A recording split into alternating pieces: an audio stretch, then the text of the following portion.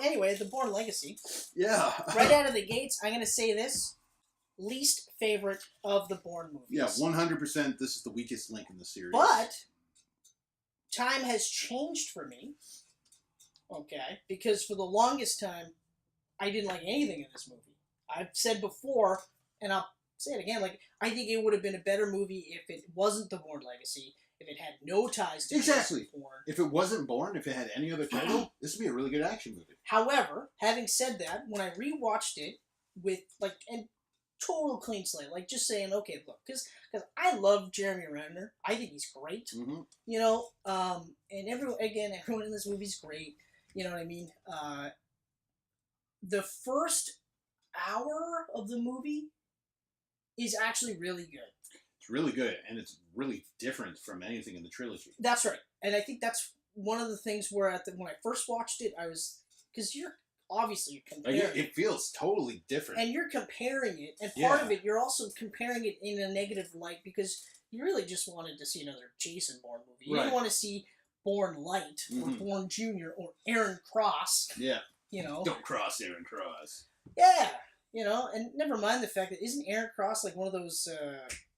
he's actually a star of his own book series. Is he? Is it the author from Kiss the Girls, or... Oh, that's Alex Cross. Alex Cross, okay. Don't cross him either. I wouldn't. That's Morgan Freeman. It is Morgan Freeman. It's also Tyler Perry. I'd cross Tyler Perry. I would cross Tyler Perry. In a heartbeat. And fuck you, Tyler Perry! Your stupid movies. Like, I'm like under 5 feet. Yeah. He's 6'4" or whatever. Yeah. I would cross him. Yeah, he's actually really tall. Tyler Perry. I'd get up on a chair and just be like, "Thanks for my day, prick." Yeah. I mean, I'll give him credit for hiring exclusively black casts. That's great. Other than that, fuck you, Tyler Perry. Yeah, you also brought Baxter to life in Teenage Mutant Ninja Turtles, too. Oh, yeah, that's right. Yeah, that movie exists. That's right. But yeah. So how anyway, did we get to Tyler Perry? Oh, right. Okay. Yeah. So anyway. Alex Cross. Oh, no. Aaron Cross. Anyway, Cross. So, like, right up until Aaron Cross kidnaps Rachel Weisz's character to make more chems, I actually liked the movie. Okay? For the same reasons why I think I didn't like it in the first place. Because Aaron Cross, or Renner's character, is very different from Bourne. Yeah, he's not trying to be... He's not copying that character that at all. He's his own thing. Like, he's kind of cocky, so he doesn't shut up. Mm-hmm. You know, he keeps talking, which I thought was a really nice touch. Yeah, because that whole opening with Oscar Isaac in the cabin, I enjoyed the heck out of it. It was great. And it was also great because it's Oscar Isaac, and you're like, oh, wow. Again, though, like, you know? Oscar Isaac, when I watched that movie originally, I was like, oh, who's this guy? Whatever. But later on, I'm like, fuck, I love this guy's acting. Yeah. So cool to see him. But, like, okay, so first of all, we have the first inklings of it being linked to Bourne, because it's after Ultimatum, or it's during Ultimatum. So stuff is happening during Ultimatum. But while that's happening, Renner is doing a trek through the mountains, you know? So, and he's being tailed by wolves and stuff, so that's kind of cool. But you see him doing blood work, you see him taking these pills, and you're just like, I don't know what the hell's going on. And I remember before we did this, and I said, you know, you could do a drinking game with chems, for how many times they use the word chems in this movie. Yeah. And I wanted to do it, because I wanted to be like, yeah, I got smashed. I say we fucking do it. But I didn't do it, because I was just like, that's a lot of chems. Like, they say chems a lot. We're going to need a few bottles. I think I'd be smashed in the first half hour. We should do it. We're going to have to. Who wants to see that? You want to see that? We'll do that. Yeah. Drunken Camcast. The Drunken Camcast. Yeah. Camcast. Oh, my God. But, so the sequence where he's going through just to get to Oscar Isaac to the safe house is actually, like, visually awesome. Because you don't see a lot of scenes set in the winter. Right? Okay. That's great. But, like, once he runs into Oscar Isaac's character, like, that whole sequence, it dials it down a bit, but it's still kind of cool, because you start to see some of the other background Bourne characters, or even Ed Norton's character with Stacy Keach trying to figure out how to continue what they're doing, because they're in the ramifications of Bourne and Landy throwing everything out. And that's one of the first times you hear Landy being branded a traitor, you know, because she went against her government and said, this is what we're doing. Now you know, right? right away, though, I still don't like the idea that they were making Bourne out of chemicals. You know, like they were... Yeah. You know? It's kind of weird. It almost felt like, especially in the lab scene, where Rachel Weisz, everyone's getting shot, it felt like a zombie movie. It did. I felt like I was watching the beginning of a zombie movie. Like, and I mean... I like that they reference that, well, Bourne does this without the chems. This is his charts and stuff like that. Like, he's doing this without this stuff. And I thought that's kind of cool. But then you get to that part, and it's almost a little bit... It does kind of take me out of the movie a bit, because you're just like, yeah, but, I mean, chems, like, pills, and retroviruses and stuff. And I'm just like, because you had all the other assets in the other three movies were just like him. They went through the same training. Yeah. You know what I mean? They just didn't go through the amnesia, and they still wanted to do this stuff. Now you got these guys with chems and stuff. Even the house scene, like where he saves her in the house, that's really cool. You know, it's a different type of scenario. Like, Bourne would have obviously done it different, but Aaron Cross did it this way, and it's still really cool. But, the chem stuff really bothered me. I even don't like the reveal where Aaron Cross is dumb.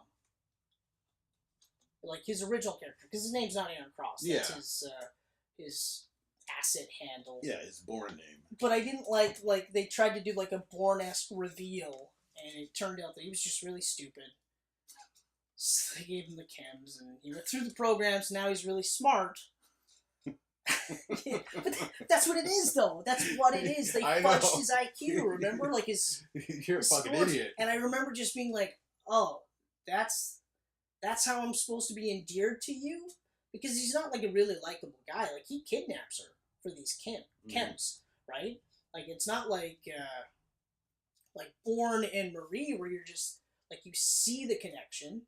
You know, it starts off like, okay, but this is just a business transaction, and then it does this, whereas in this one, he flat out kidnaps her, he's a prick to her, and then she falls in love with him for what reason? Yeah. You know, like, that's where I'm getting at, where that part I was like, ugh. I didn't like the reliance on chems. I did like that once they got him away from that, we never heard about it again. I know. You know, like, that was it. So if you can stay sober to that point... We'll be passed out by that point. Then you'll never get drunk watching this movie. But, like, there's a couple of the things that I wanted to touch upon. Actually, that's pretty much it. Like, in terms of what I liked was everything leading up to that point where he kidnaps her. Because then after that, it just feels like Bourne's greatest hits, but really poorly done. Yeah. You know? And especially, too, because...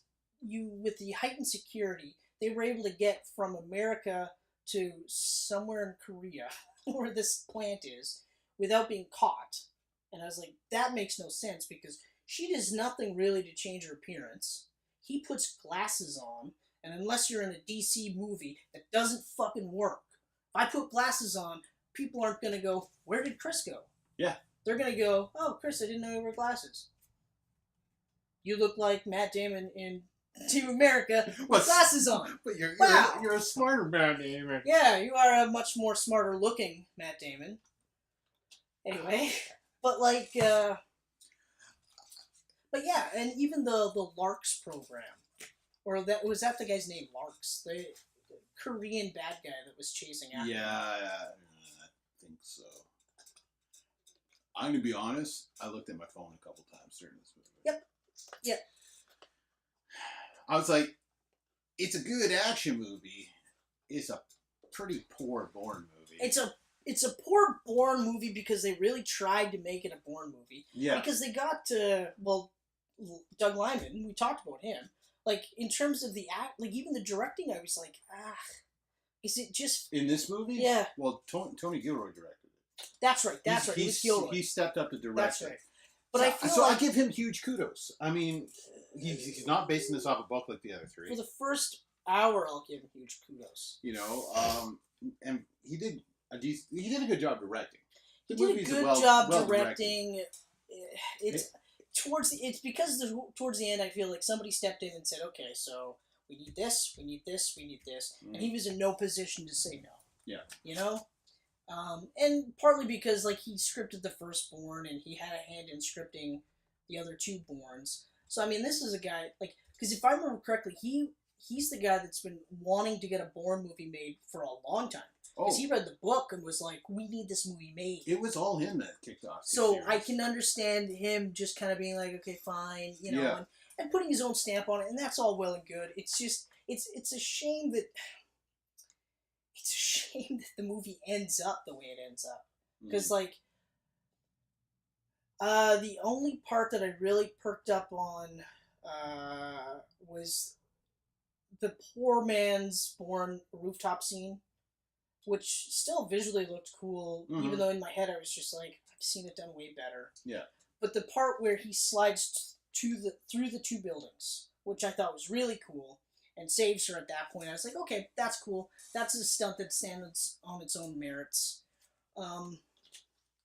Now, like, I purposely didn't mention this in the previous three, was one of the things that separates this one from the other Bourne movies is obviously this is a guy that's, you know, he never not wanted to be a spy. He was all in, and it's only because of Bourne's actions that he was going to be killed in the first place, right? Yeah.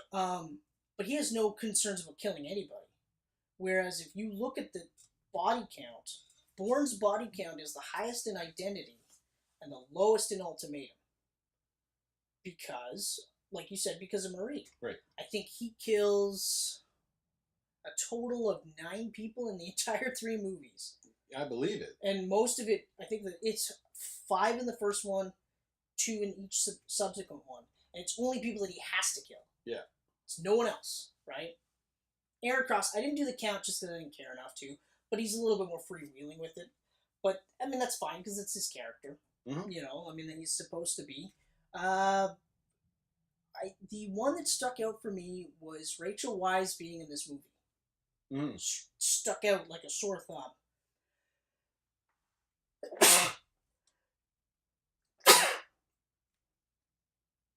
Go for 3? Go for 3? No. May the gods bless him. I'm already blessed by the gods. Anyway, so it was weird that she did the movie. Like, I remember just thinking, like, oh, that's so weird that she's in this movie. But like I said, too, like, her character's really, like, I mean, there's parts where I'm like, okay, that makes sense. Like, when she says stuff like, I don't know, they just told me this part, this is all I know, right? But the whole falling in love with him scene, like, that part was just, why did we didn't need it. I like Rachel Weisz, but I also found it weird that she was in this. It's the 4th movie in a franchise. She's made it clear that she doesn't want to do any more franchises, hence not returning for the 3rd Mummy. You know? And then she did this, and I don't know. And the way they ended, like, they're clearly together. And the way they ended, they're clearly together. It doesn't earn the Moby ending, though. No, but you get it anyway. You get it anyway. But, like, but even that part there, like, when they're on the boat and they're trying to figure out their next move, it's like, what other move could you possibly have? Like, his only move is really to go back to his previous bosses and just be like, hey, you tried to kill me. You didn't. I'm still willing to work for you. The ending on the boat with the girl totally reminded me of a Bond ending. Yeah, exactly. That was the most Bond ending of all the Bourne movies. Yeah, well, yeah. Yeah. You know, but, yeah, like, I mean, the chem stuff really, it still bugs me, even though, like, far enough removed, the first hour is still really good. Like I said, right up until he kidnaps her, I'm just like, ugh.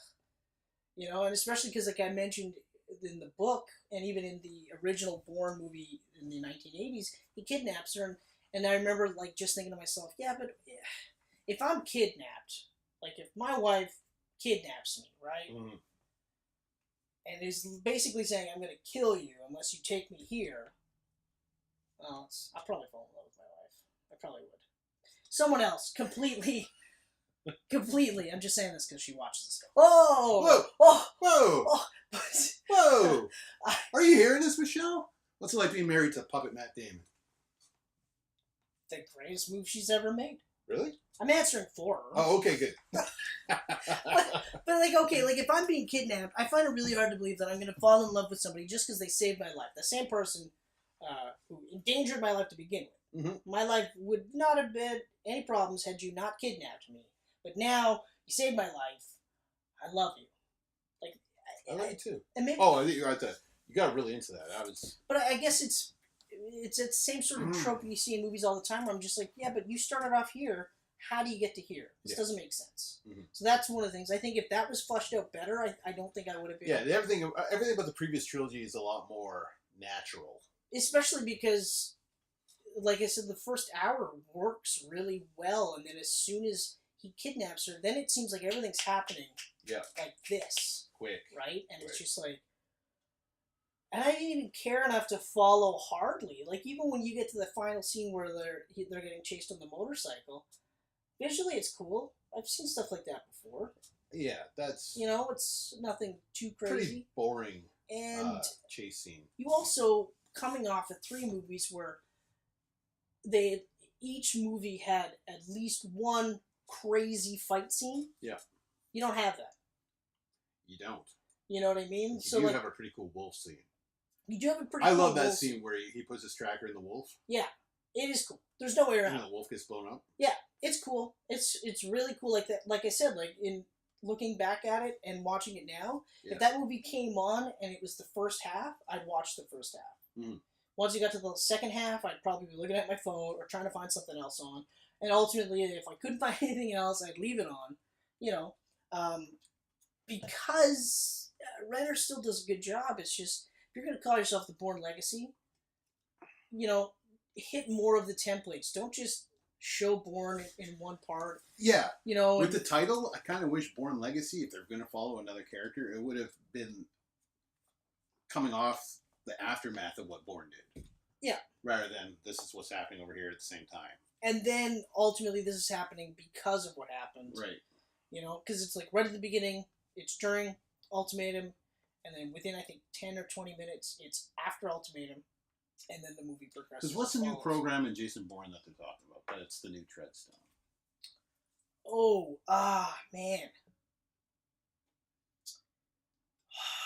I forget the name of it. But anyway, if the Legacy would have taken place after Ultimatum rather than during it, they could have had Aaron Cross being a part of that new program that they talk about later on. He could be part of this program that's being built. Because it was, there was that Blue Sky or whatever, not Blue Sky, but I forget the name of it. That Facebook type thing. And then there was the covert thing underneath. There's a lot happening. Yeah. But I don't have anything else with Legacy. I'm done with Legacy too. It is, like I said. It is what it is. It's. I mean, they wanted Bourne to be a franchise. Yep. But Matt Damon wasn't going to return without Paul Greengrass. Greengrass didn't want to return. But they also, the way they ended Ultimatum. It was a beautiful ending. It was an ending. It was an ending. Yes, I wanted more Jason Bourne, but if I didn't get more Jason Bourne, I got a hell of a trilogy. Yeah, and that's how I felt with every one of the movies. Because, like, a good trilogy, each movie has a beginning, middle, and end. But each movie is the beginning, the middle, and the end. You know what I mean? Exactly. And that's exactly what we got here. This franchise could have ended after the first one, the second one, the third one. We didn't have to ever have any more of these movies, and it would have been perfect. I kind of feel like if they wanted Bourne to be a franchise, they should have went the Bond route. Yeah. Damon didn't want to return. Recast the character. Keep going.